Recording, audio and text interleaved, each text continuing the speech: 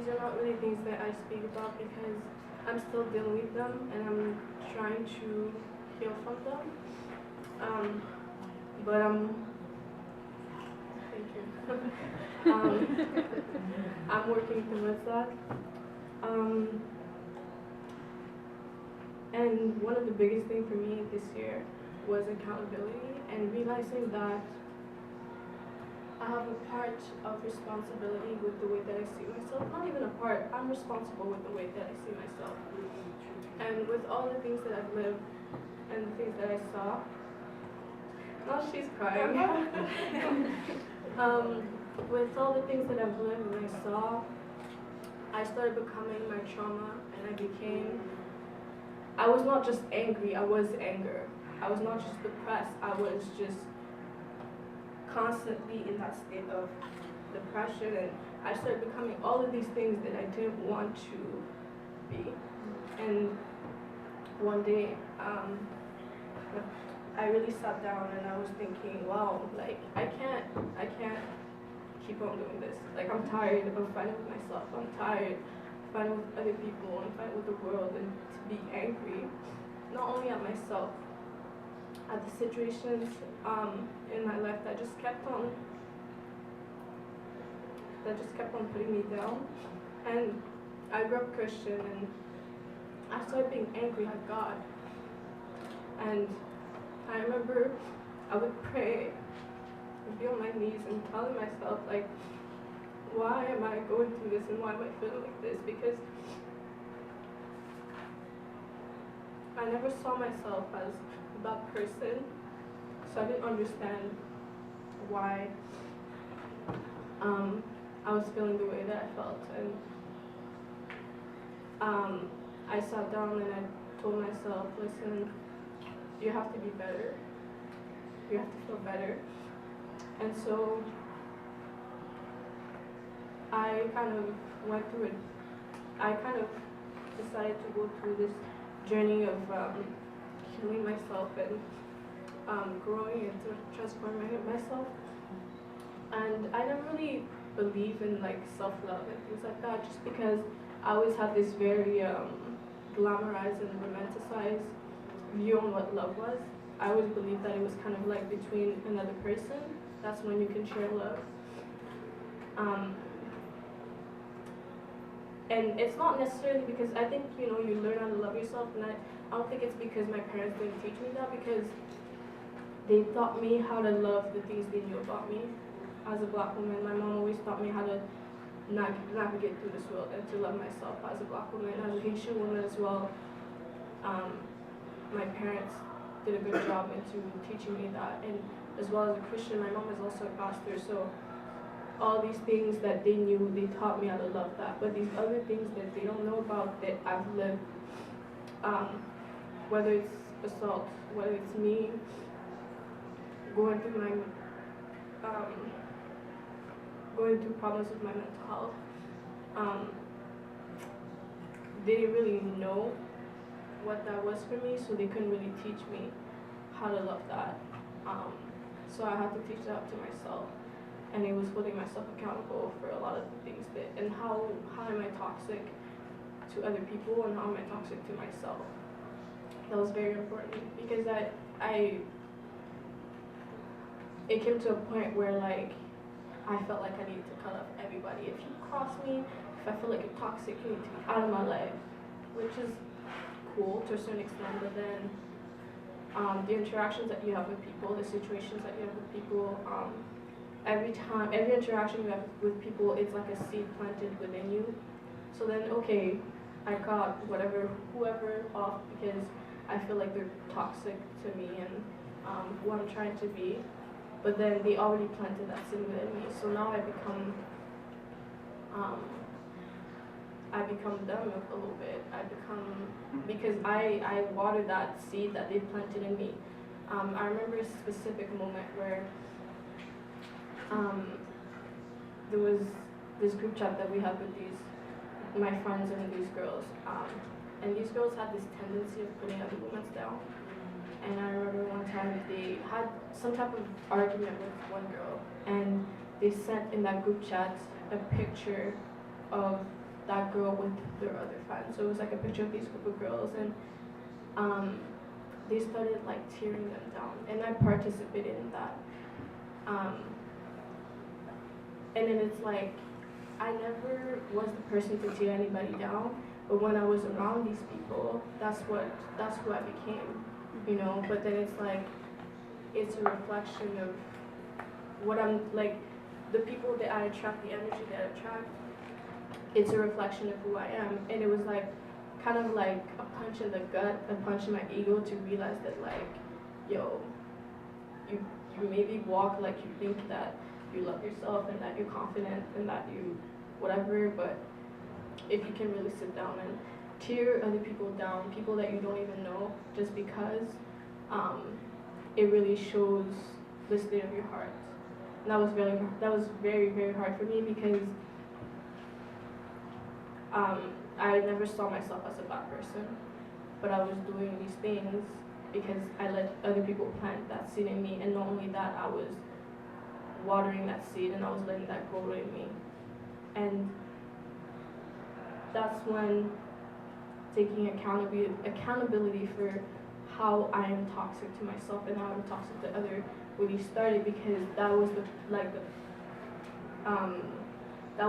time that I was like, whoa, you need to do something, because you can't keep on doing that, because once you just keep on hurting yourself by doing that. When you hurt others, you're hurting yourself, because it's a reflection of a part of yourself, right? And I also had to realize that self-care and like self-love is not just exterior. Like, it's cool to wake up in the morning and get ready and do your face and do your eyebrows and to do all these things and put your favorite songs or whatever, but there's a certain work that you have to do with yourself. And that was, for me this year, that was the biggest thing.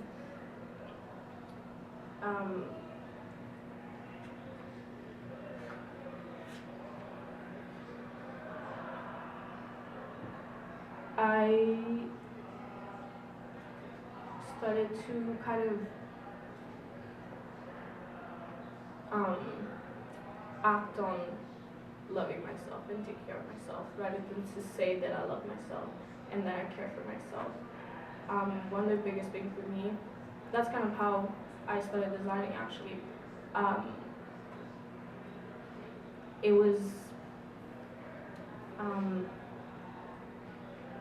so basically how I started designing, I was 12, 13, and it was a couple months after my mom went to the hospital. She had a postpartum hemorrhage, which is basically after you have a child, because after she had my little sister, she lost a lot of blood, and it was hard to see that, because my mom is the person that I see as like this god, kind of. She's literally the strongest person, and I always saw her that way. And it was hard to see her so weak but so strong at the same time, and it's hard to go to a hospital and then having to tell you that they're not sure what's going on, they're not sure if she's gonna be alright, but go home, we'll call you in the morning and tell you if your mom is alive. That was literally what it was. And that was the first time ever in my life, till this day, I've never saw my dad cry. And like, that's really when I knew that it was bad, because my dad is very, like, he's an emotional person, but he's not a person that cries. And when he does, he kind of hides himself. I remember when his mom died, I could hear him cry at night, but he never ever cried in front of us. And that was the first time ever in my entire life that I saw my dad cry. And that really broke my heart. I'm also the oldest in the family, and so when that was going on, I remember seeing my brother and my little sister looking at my dad crying, and they just all looked at me. And I didn't know what to say, what to do, how to react. And it was just like quiet. We just all looked at each other, and it was just kind of like, so yeah. Thankfully, my mom is alive. But she was in the hospital for a while. When she came back from the hospital, that's when I started having PTSD. So I went through a lot of, I would have like anxiety attacks and things like that, nightmares and things, because like that's when it kind of hit me, you know. I would wake up in the middle of the night, go check in my mom's room to see if she was still breathing. Like it was very like, it really hit me and really traumatized me. So after that, the way I kind of coped with that was writing. I would write down how I felt, what I saw today, what inspired me, what I ate, whatever, I would just write it down. And I also would take a piece of paper, a pen, and when I felt angry, when I felt out of place, when I felt anxious, I would start just like not even drawing anything, but just kind of like putting lines down.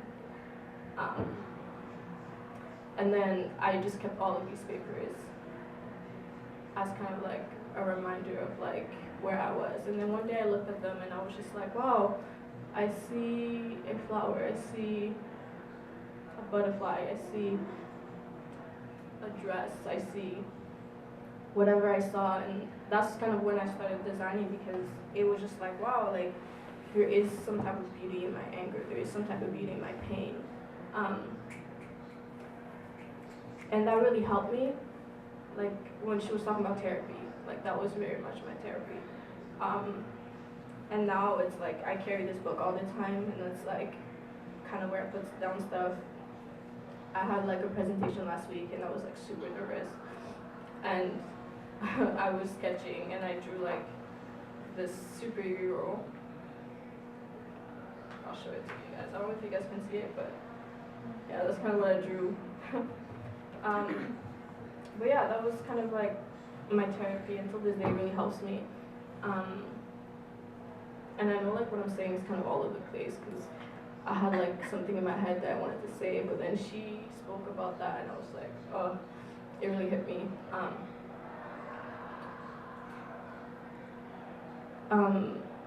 I think, you know, like they all said, there's not really a way to say like how to love yourself, how to care for yourself. It's kind of like you defining that for yourself. And like I said before, 2018 was like, for me, accountability, but it was also defining things like this for myself, and like defining what love is, defining what caring for myself means, defining what type of relationship that I want with myself, which is like, by the way, one of the most important relationships that you have in your entire life is the relationship with yourself. And I had to take that in, really, because I didn't have the best relationship with myself. And through writing and designing and starting to